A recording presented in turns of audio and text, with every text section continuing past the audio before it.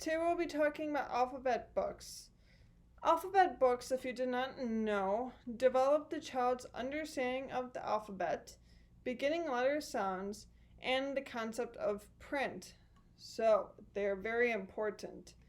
To do this, the teacher would read a familiar ABC book to the class. For example, I would read Chicka Chicka Boom Boom in my classroom because it practices the alphabet both lower and uppercase, and that's very important for students to know the differences. And with writing techniques, you would need to know what's lowercase and what's uppercase and where to put them. So, what I would do is then hand them out the ABC brainstorming strategy. So, this is what it looks like. Now, the main point of this, I used to use this in elementary school too. The main point of this is you would use this before, during, and after your read aloud. So, as a class, you would try to come up with words or pictures to fill in every single blank. So if you could find a word that fits with A that relates to the story Chicka Chicka Boom Boom, that would be fantastic. But if you can't, maybe you can draw a picture, and that would relate to the letter A. So maybe you can draw a picture of an apple. That would be fantastic. B, for example, Chicka Chicka Boom Boom. It's right in the title. B, boom. You can put that for a word. C, you would need to read the story, but you could go back after the story. That would definitely be an after reading strategy to go back afterwards and try to find in the ones you couldn't find during the story or before the story.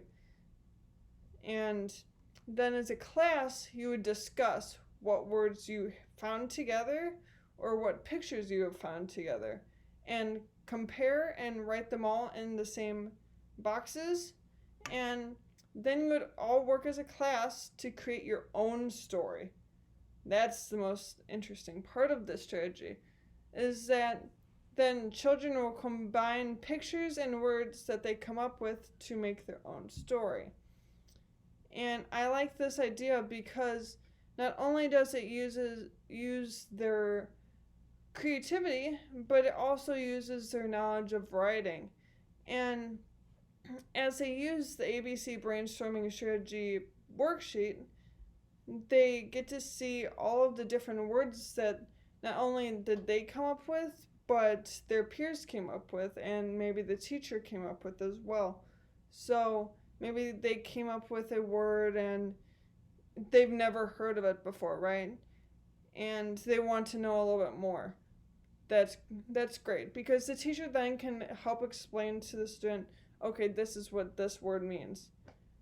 But the main point of this alphabet book strategy is to teach the children that we're going to be making a book by creating words together as a class so that we can work together and use all of the different letters of the alphabet and come up with all different words. And maybe we've never even heard of them before. And I believe that this is beneficial for students, especially because it definitely exposes them to the concept of print.